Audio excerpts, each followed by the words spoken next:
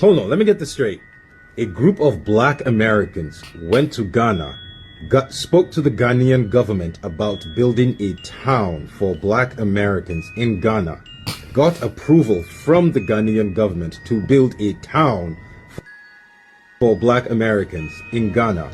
And part of the agreement was that first, the black Americans were given 200 acres to build a settlement, a small settlement, and they wanted to see how quick that settlement will be sold. Basically, they're saying, we'll give you 200 acres to do a trial run. If there are enough people who are interested, then we will invest and give you money to build an entire town. And nobody is talking about it? Yep, I looked it up. It is for real, for real. Chuck Bars and Earn Your Leisure, those two companies went to the Ghanaian government and said, look, if you're for real about black Americans coming back, we want our own. We want our own town. We want our own everything. And the Ghanaian government said, yeah, we'll do it. All right, real quick. Hey, what's the difference between this and the white folks in the Ozarks saying they want their whites only place, and they don't want no Jews, no Mexicans, no Asians, and no niggas. They don't want nobody else there but white folks in the Ozarks, and they build their own little community, and everybody was up in arms and butthurt about it, and they crying racism. What's the difference? Right? Now, I know that it doesn't necessarily say no white folks, but it's talking about Ghana, Ghanaians, Africans. It's talking about people coming home, and I'm sure they're not looking to sell to any white folks. I'm just saying. It said black Americans, right? I'm good. I heard things about Ghana, and I don't want to disparage the country. Y'all doing your thing, y'all figuring it out. But I heard people from the United States that went over there to try to set up shop, and things didn't go the way they thought. The infrastructure wasn't what it was. They didn't have the protections from a legal perspective that we enjoy in the United States. They didn't have that stuff over there. You got a lot of people that got ripped off. You had people that got hurt. You had people that got scammed, lost everything. It's different over there. Come on back home. But you know what? Maybe they figuring it out. If you get enough people to go anywhere with some money, if you can embrace the culture that's already there and add to it and not just take away, it could be a beautiful thing, though. It could be. But we'll see. We'll see how much money they're willing to put up. We'll see what the corruption is like. Because, listen, let's keep it a buck. There's corruption everywhere. There's corruption here at home. Absolutely.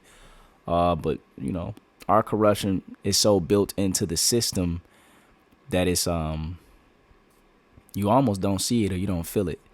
But over there, niggas might be like, yo, this shit mafioso. Very corrupt. Crazy. Maybe they still figuring it out. But hey, listen, do your thing. But first you got to show us there's a possibility this will work. We're not about to give you, land and nothing's going to come out of it. We'll give you 200 acres first, and we'll see what you could do with 200 acres. Yep. The name of the city, which they've already named, is Sanbra, which means the return. So there's literally it. Hold on, let me get the. All right, listen. I like the concept. I do. I think it's dope. I think the idea that you can get some cheap land, and bring some resources over there and develop that area. Because let's keep it a buck. The land should be a lot cheaper than the land here in the United States.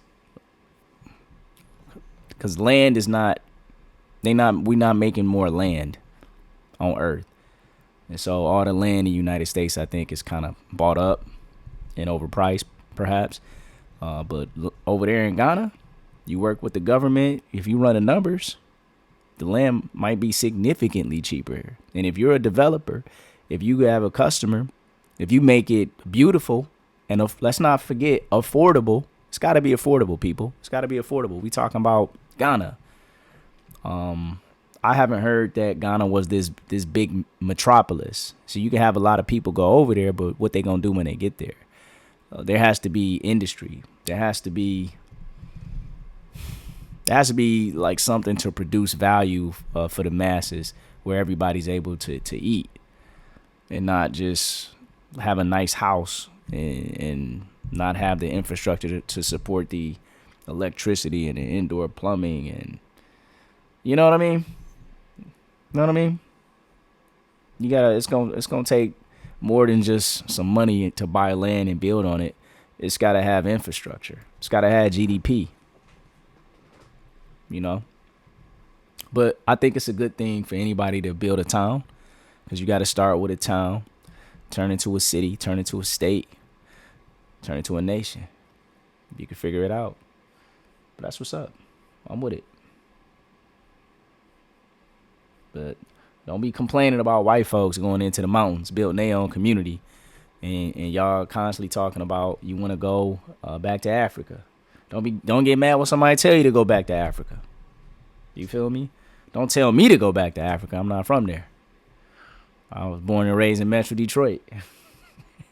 I'm from Detroit. You feel me? Yeah. A good old American. You understand?